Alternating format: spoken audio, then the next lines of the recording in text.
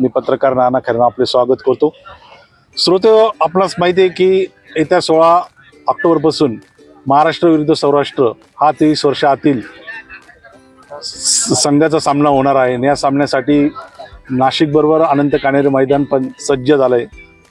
महाराष्ट्र संघाचे मुख्य प्रशिक्षक श्री निरंजन गोडबोले सर आज आपल्याशी गप्पा मारणार आहेत। सर नमस्कार। नमस्कार, मला इथे बोलवल्याबद्दल धन्यवाद। सर, महाराष्ट्राच्या संघाबद्दल आपल्याला काय सांगता येईल का? सध्याचा संघ कसा आपला? अंडर 23 संघापुरता बोलू शकतो मी। रणजी ट्रॉफीचा सिनियर टीम तर चांगलीच आहे with all the stars, but 23चा संघ हा ऍक्च्युली लास्ट सीझन पासून फार उत्तम क्रिकेट खेळतोय। आम्ही मागच्या वर्षी इथे गॉल्फ म्हणजे अनंत कानेरे मैदानावर पण एक मॅच खेळलोय। ती मॅच आपण 3 दिवसात जिंकलो होतो। सो संघाबद्दल सांगायचं झालं तर फास्ट बॉलर्स आहेत, ऑलराऊंडर्स आहेत, स्पिनर्स आहेत आणि बॅट्समन सचिन धस, दिग्विजय पाटील, अनिरुद्ध साबळे यांच्यासारखे एक्सपिरियन्स प्लेयर ज्यांनी मागच्या वर्षी ऑलरेडी 100 रन्स केलेले आहेत। हे सगळे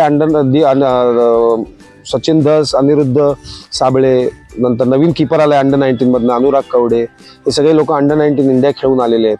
सो प्रॉमिस तर आहे, स्किल सेट आहे आपल्याकडे आणि आता फक्त डिलिव्हर करायचं आपल्याकडनं काम झालं की मग we all will be very happy. मुख्य स्ट्रेंथ काय? आपली मुख्य स्ट्रेंथ बॅटिंग आहे विथ मिडल ऑर्डर आपली अनिरुद्ध साबळे ओपन, नीरज जोशी ओपन करणार, 3 नंबर 4 नंबर 5 नंबर, आता अजून नंबर डिसाईड नाही झाले, पण सचिन धस, दिग्विजय पाटील आणि किरण चोरमाले।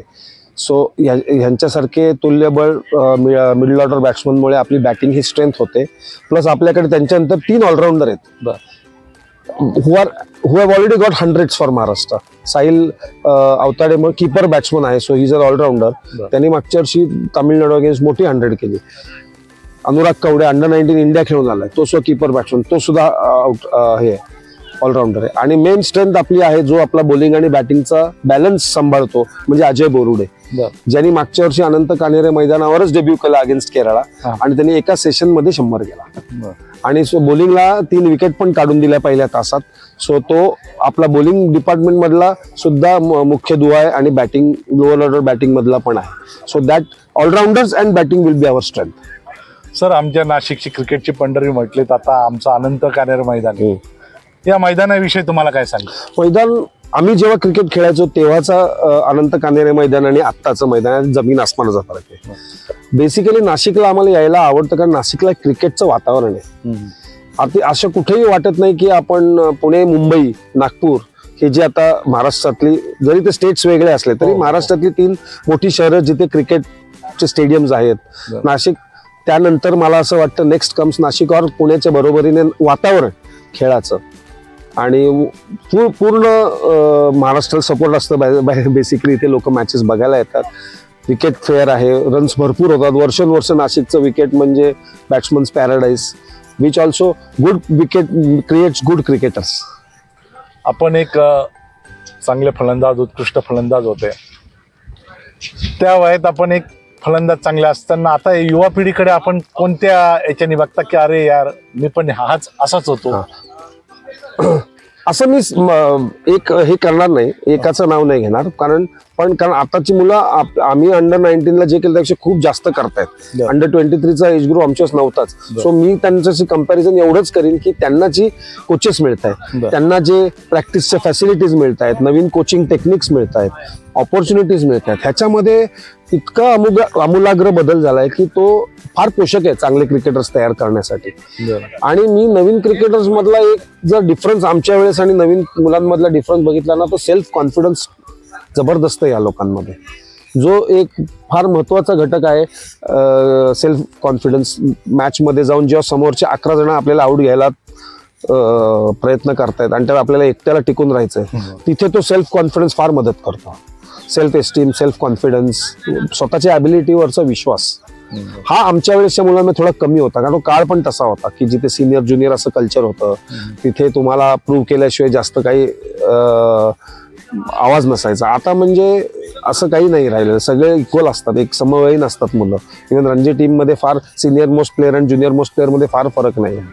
सो इन दॅट केस तो झालेला बदल हा खूप महत्वाचं आहे आपल्या मुलांच्या सेल्फ कॉन्फिडन्सच्या दृष्टीने. आता या वर्षाचा हंगाम बघितला तर थोडा लेट चालू झाला, कारण पावसाळा सुरू होता आणि पावसाळ्यामुळे हंगाम जरा लांबला आणि हंगाम लांबल्यामुळे क्रिकेटवर त्याचा बराच परिणाम झालेला दिसतो सरावाचा. तर त्याबद्दल आपल्याला काय वाटतं? हो, खूप फरक पडला आणि आम्ही म्हणजे आपल्याला टर्फ विकेट्सच मिळेना कुठे प्रॅक्टिसला.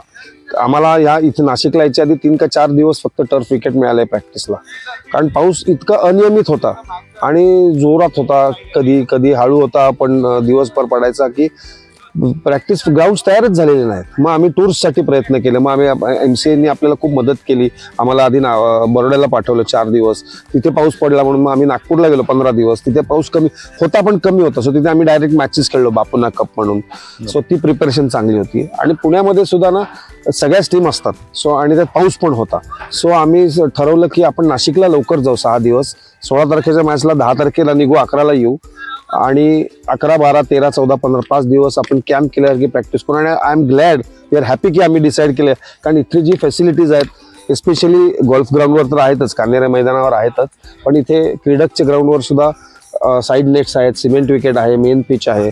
सो आम्हाला एका वेळेस आमच्या सगळ्या प्लेयर्सला इन्व्हॉल्व ठेवता यायचं आणि प्रिपरेशनच्या दृष्टीने इथे येणं हा फार महत्त्वाचा निर्णय ठरला, कारण पावसामुळे आपल्याला प्रिपरेशनला जास्त संधी मिळालेली नव्हती. सो इट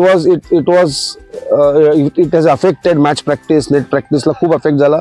इंडोर खूप करावं लागलं, पण इंडोरला एक लिमिटेशन आहे, किती करणार ना इंडोर करू, because it is not the same.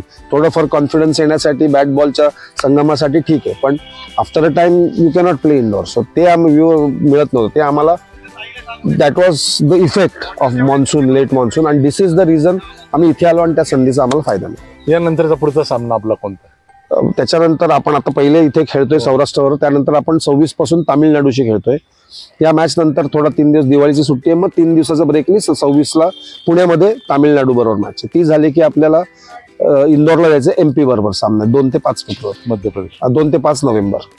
Sir, आपण आपल्या टीम मध्ये सर्वच खेळाडू अष्टपैलू, त्याच्यानंतर प्रत्येकाचं नाव घेणं तर शक्य नाही, पण तुम्हाला असं वाटतंय का थोडे असे नेमके खेळाडू का त्यांचं भविष्य माझ्यासाठी किंवा मला?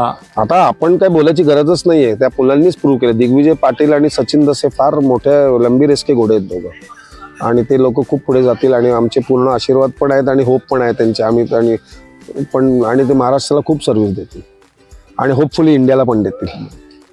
आणि अजून आहेत, म्हणजे दोघांचं नाव सांगण्याचं कारण म्हणजे दिग्विजय पाटीलने दोघेही रणजी प्लेयर आहेत. मागच्या वर्षी सचिन दसनी मुंबई अगेन्स्ट 98 केलाय रणजीला, इंडिया वर्ल्ड कप खेळलाय अंडर-19. दिग्विजय पाटीलने 19 वर्षाचा असताना अंडर-25 होतं, तेव्हा अंडर-23 नव्हतं, त्याच्यात 500 का 600 रन केले. So we are looking forward to their performance. त्यानंतर अनिरुद्ध साबळे आहे, नीरज जोशी अंडर-19 मधून वर येतोय, अनुराग कवडे आहे, नंतर राजवर्धन हंगरगेकर ज्याचा मी अजून उल्लेख नाही केला, तो जॉईन झालाय. रणजित आपला फास्टेस्ट बॉलर आहे तो, सो त्याचा आम्हाला फायदा होईल. सर, आपल्या मुलाखतीतून निश्चितच असं वाटतं का महाराष्ट्राचं क्रिकेट आणि पुढचं भविष्य हे नक्कीच उज्ज्वल आहे. तुम्ही आज आमच्याशी गप्पा मारलात त्याबद्दल धन्यवाद. Thank you very much. Thank you so much for having me, आणि मॅच बघायला जरूर या.